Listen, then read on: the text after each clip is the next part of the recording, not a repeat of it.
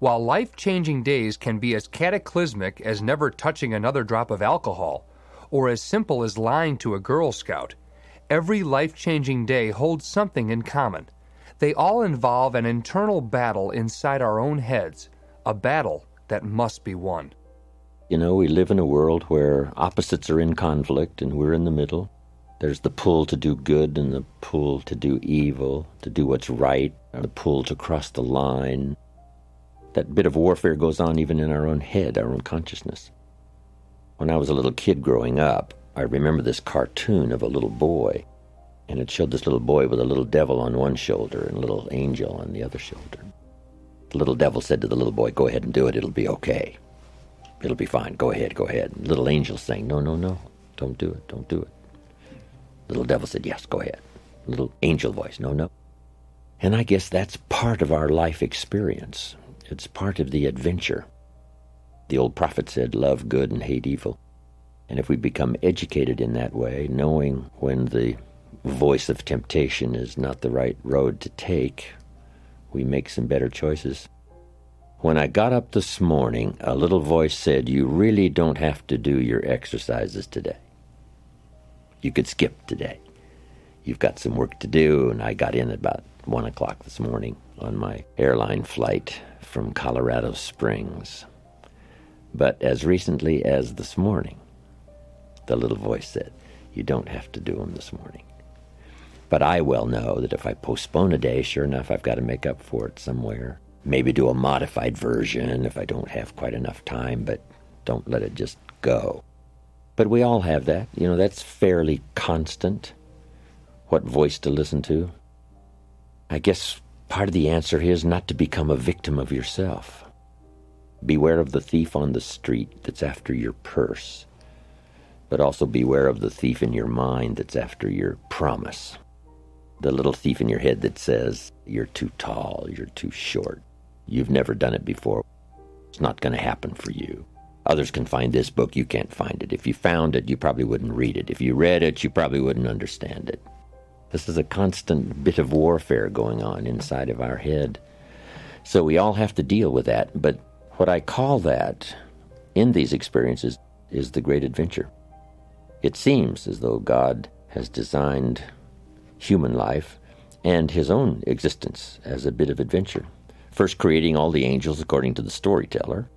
And we might surmise, what was that for? Maybe he didn't want to be alone, or maybe he wanted to create some kind of adventure for himself. Made one of the angels, the storyteller says, the most famous, the most beautiful, the leader. And finally, Lucifer gathers up a third of the angels, makes a move on God's throne, loses, giving us a bit of insight, not much detail. I guess most of it's left to our imagination, which is probably what the storyteller wanted to create. Here's a few details and leave the rest to your imagination. So it seems like in the beginning, before the beginning, God, it seems, was interested in adventure. But I guess if you boil it down to something very simple, it says, would it be possible to win if you couldn't lose? And almost everybody says, well, no, it doesn't seem possible that you could win if you couldn't lose. So there has to be an adventure in order to have a victory, in order to have a win, in order to overcome, in order to create something of value. You must keep pulling positively against the negative forces, but that's what creates the adventure. If you took a football today and walked out to the football stadium, put it under your arm and crossed the goal line, would we all cheer and call it a touchdown? And the answer is no. It's not a touchdown until you face the 300-pounders who want to smash your face in the turf.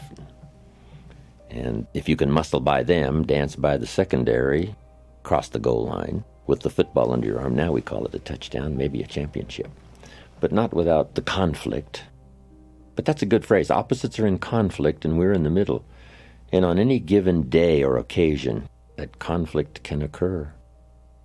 There's an interesting Bible story that says there were two nice people, according to the storyteller, and it says, however.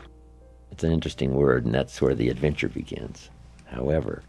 One built his house on the rock, and the other built his house on the sand. Nice people can make foolish decisions about the future and then suffer the consequences, especially when the storm comes. So the key is to try your best So many questions are not a matter of morality. It's a question of being careless or careful, being cautious rather than reckless, but not too cautious. So it's kind of an interesting challenge. If you were so cautious driving on a two-way highway, every time a car came your way, you were troubled about thinking whether or not he was going to stay on his side of the line, that you pulled off the road, wait for him to pass, then got back on the road and continued your journey, we would call that a bit too cautious. It may take you 2-3 days to get to your destination. So you say somehow when the traffic's coming your way on a two-way highway, you must trust at least the law of averages that says, I have a pretty good chance of arriving, even though there's not a guarantee that 1 out of 1,000 coming my way, I'll cross the line and it'll be the end. So we do have to be cautious, but not too cautious, and let those daily experiences lead us into a better life, a better month, a better year. I arrived on an airplane flight once, and the flight attendant came on and said, ladies and gentlemen, you have now completed the safest part of your journey. From now on, it gets dangerous. Fasten your seatbelt. I thought that was interesting. You've now completed the safest part of your journey. According to statistics, for the miles covered, it's the safest way to go. So now you have to be cautious but not overcautious, careful but not obsessively careful. Might be safer just to huddle in your house and stay home, but you can't do that. You have to get out and participate and trust that today the law of averages hopefully is going to work in my favor. I've got work to do, and let's go.